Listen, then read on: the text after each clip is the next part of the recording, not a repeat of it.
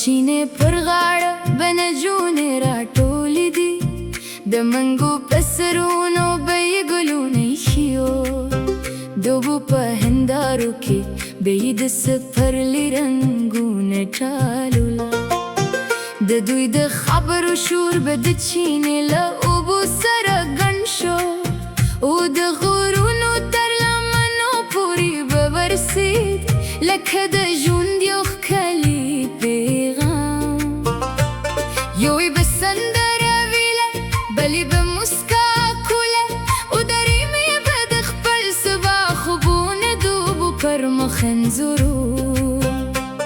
زه به له لرې ورته کتل او سوچ به مې کاوه چې ښایي د کلي ښکلا همدا ساده شوې وي د منګي د اوبو سندرې ستا غلا هم زما په کڅ ګرځي ستا نغمه لا هم د چینې له سپو سره د یادونو لارې لکوي د منګي د اوبو سندرې ته د کلي د زړه درځایي تر څو چې دا اوبه بهیږي ستا کیسه به ژوندۍ وي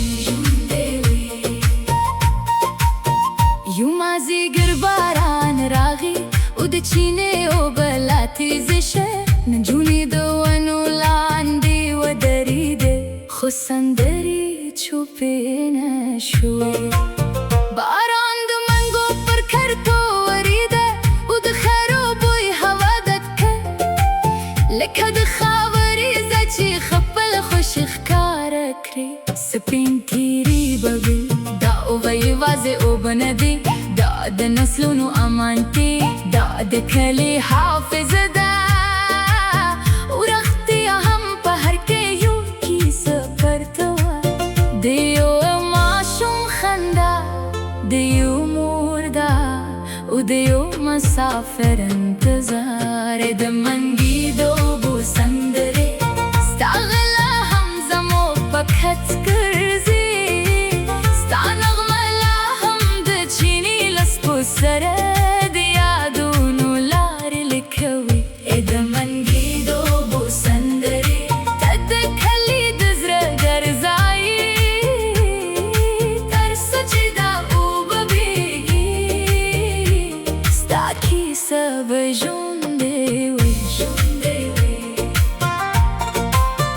کلونه تیر شول ډېر څه بدل شول خو د چینې غږ هماغه پاتې شو او د اوبو لاره هماغه وه ما چې بېرته کلي ته قدم کېښود نو لومړی مې چینې ته مخه کړه ځکه پوهېدم چې هلته به زما د ماشومتوب یو څه پاتې وي ما د اوبو شور واورېدو داسې مې احساس کړه لکه وخت بېرته راګرځېدلی وي او زارې خاطرې بېرته راویښې شوې وي که کورونه بدل شي که لارې نوې شي خو د چینې اوبه خپل اصل نه هېروي که نسلونه تېر شي او ضمانت نوې جامې واغوندي بیا هم د اوبو نغمه د خاورې کیسه وایي د منګي د اوبو سندرې ستا غلا هم زما په هڅ ګرځي ستا نغمه لا هم د چینې له سپو سره د یادونو لارې لکوي د منګي د اوبو سندرې ته د کلي د زړه درځایي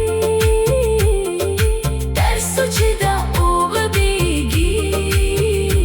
ستا کیسه به ژوندۍ وي ماښام شو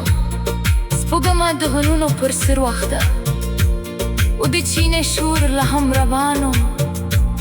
لکه یوه سندره چې ته نه ختمېږي ما ورو ورو سترګې پټې کړې او د اوبو غږو ته مې خوب ونیو ځکه پوهېدم چې ځینې کیسې نه مري د منګي د اوبو